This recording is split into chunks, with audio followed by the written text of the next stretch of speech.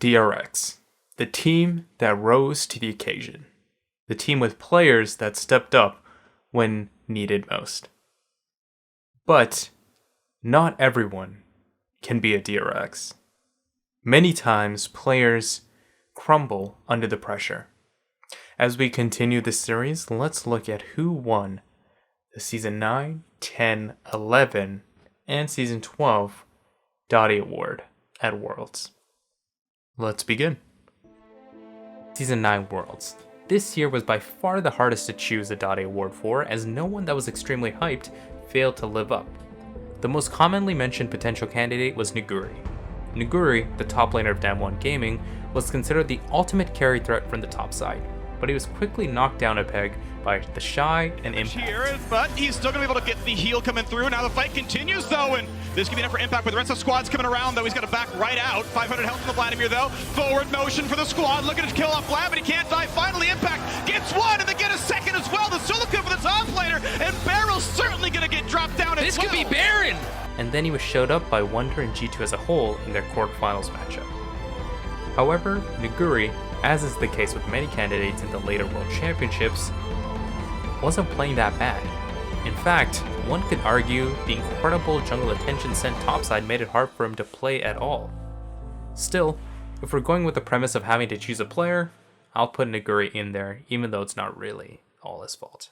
Soaked up the damage, but Showmaker isn't going to have it as he picks up the kill there on to the one player at TES. Now 369 once again trying to get in there, but Knight, he's trying to make something of this fight here. That's a double kill now, but he is still incredibly low. And he's going to hop back and get a third one and get a heal to get out of this. But now finally Showmaker, can he do it? Doesn't look like it. Okay, the Zoomies come in once again. There you have it. Ladies and gentlemen, welcome to the player that is Mr. Knight. Season 10 Worlds and the Year of Knight. For a few splits up to Season 10, Knight was heralded as the best player to have never attended Worlds. But with key additions like former world champion Jackie and veteran jungler Karsa, Knight finally did it. He made it to the world stage, and off of incredible carry performances by himself. So when it was time for Worlds, many ranked him as the best mid laner coming into the tournament and one of the best players period. But he didn't quite live up to the hype.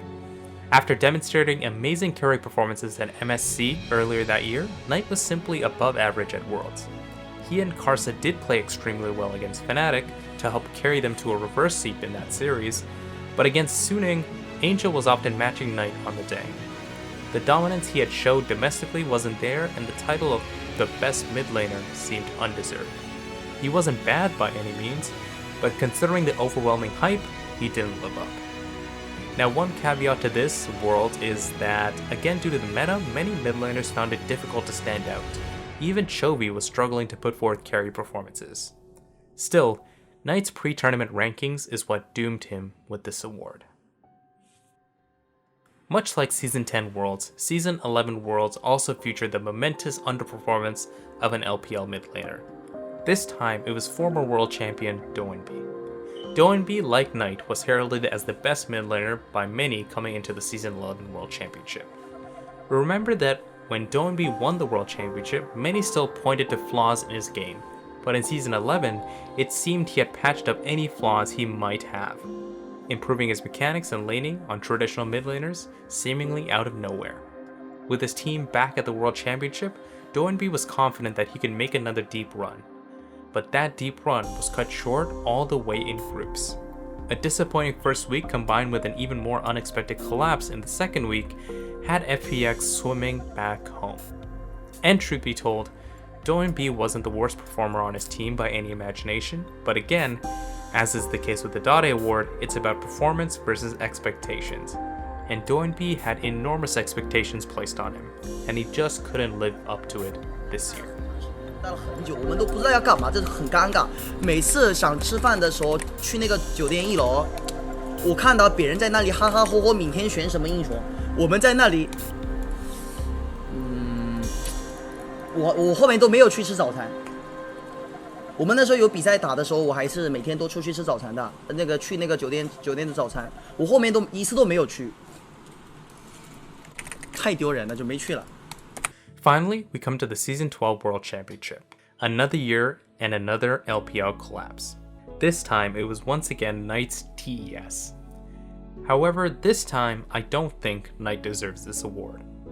Although, again, he wasn't spectacular, I also don't think he was as hyped up as he was in Season 10. I think the person more deserving of this award is Tien. Look at any analyst list, and Tien was consistently ranked as a top 2 jungler. He was considered a pathing genius. I wanted this guy to not succeed at the beginning of this split. The beginning of this year, I should say. Beginning of spring. I wanted him not to succeed. He's just too good. He's just too good. He played so well every game, bro. But for most of this tournament, he was left wandering around the map, making little to no impact.